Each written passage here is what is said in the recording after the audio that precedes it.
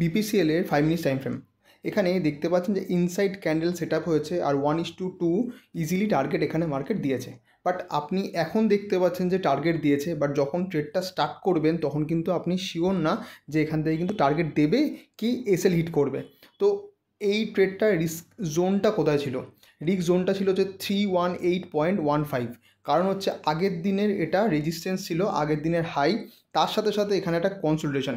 তো এই দুটো জিনিস মার্কেটকে কিন্তু এখানে রিস্কি বানিয়ে দিয়েছিল এই ট্রেডটাকে।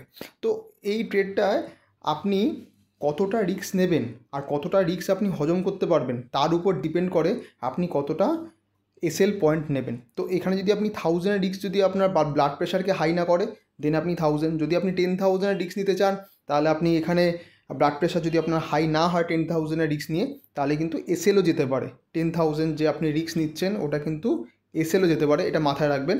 হ্যাঁ, 10,000 টাকাটা 20,000 টাকা আপনার 10 মিনিটে বানিয়ে দেবে, বাস 10,000 টাকা 5 মিনিটেও কিন্তু আপনার উড়ে যেতে পারে।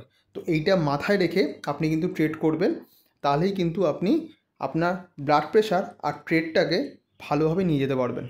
তো এই ভিডিওটা থেকে যদি কিছু আপনার হেল্প হয়ে থাকে অবশ্যই শেয়ার অ্যান্ড সাবস্ক্রাইব করবেন। Thank you so much.